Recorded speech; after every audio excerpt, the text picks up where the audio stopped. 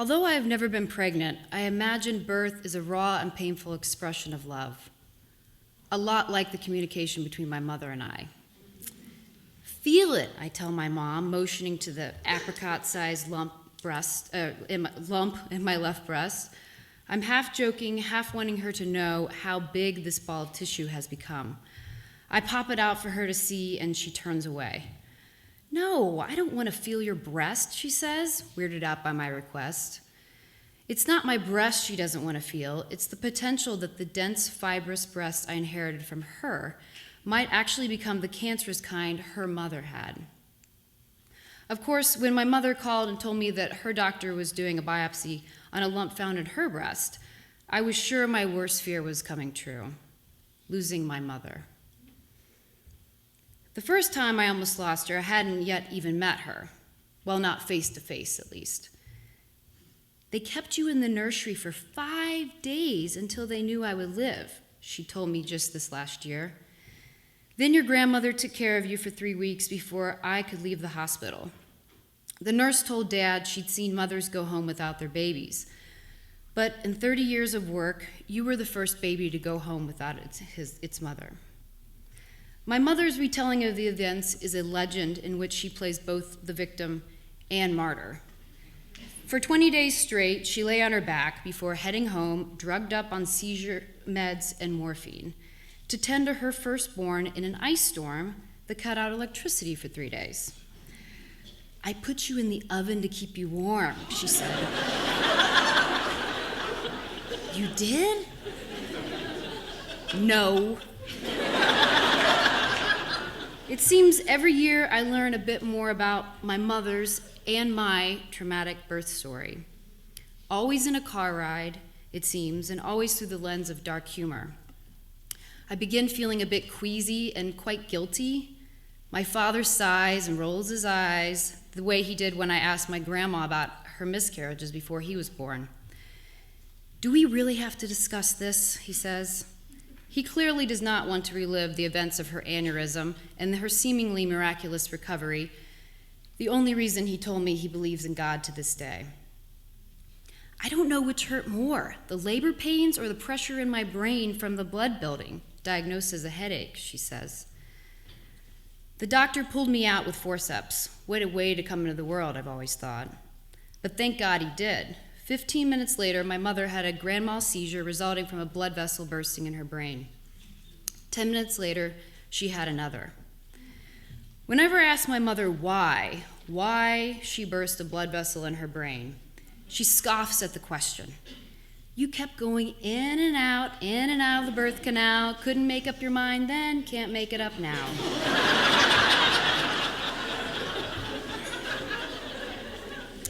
So it was my fault. As a child, I thought babies came out the butthole, and I had very good reason to believe so. When I learned as a 5-year-old that a video of my birth existed, I, of course, was fascinated and eager to watch it.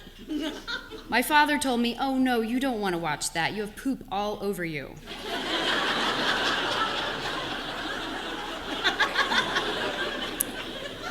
It wasn't until I learned I had a vagina that I asked my mother why I was born smattered with poop. You were late, as usual, and stressed trying to get out, so you shit yourself.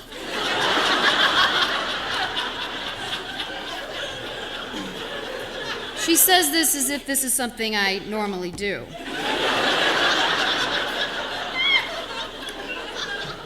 She didn't tell me why, or that she almost died.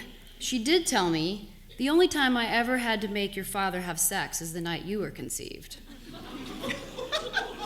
My father has a way with jagged, raw words to address things she actually deeply cares about, like my birth and my love life. Sharp objects disguised as humor. After recently telling her about a new guy I'm dating, her response was, "Is this one normal, or has he slept with his stepsister?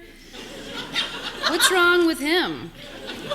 It seems like all the men you date have some issue," she says, half intending to point out my picky nature and half wanting to point out my poor choice in men.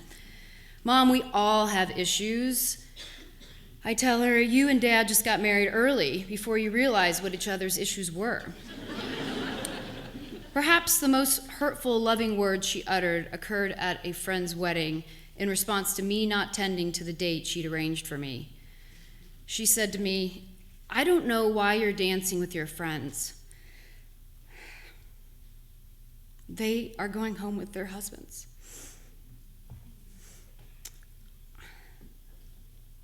Of course, this was code for, I want you to have the loving marriage your friends are entering into. I don't want you to be alone.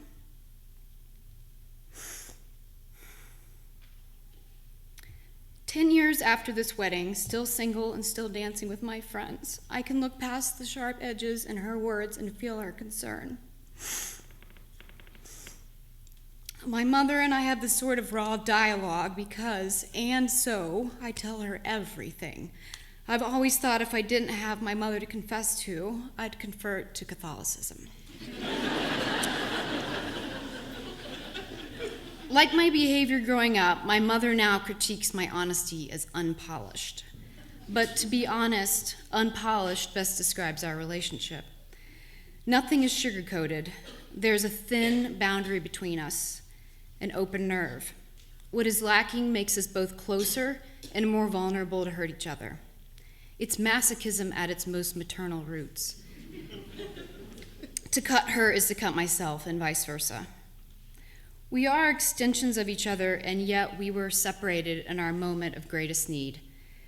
While she denies it, I believe buried within the legend of my birth are incongruous feelings we both harbor. Resentment of the other's role in our individual trauma, and fear for the other's safety. Those feelings bubble up from each of us in the form of flippant comments, dark humor, and disguised finger-pointing. Why the sharpness? What purpose do these cutting responses to something so personal serve? Feel it, Mom. Go there, I dare you. The conversation we aren't having is me saying, I'm worried, and my mom saying, I'm scared too. Listening to your mother means hearing past the sharp edges in order to listen to the words she's not saying.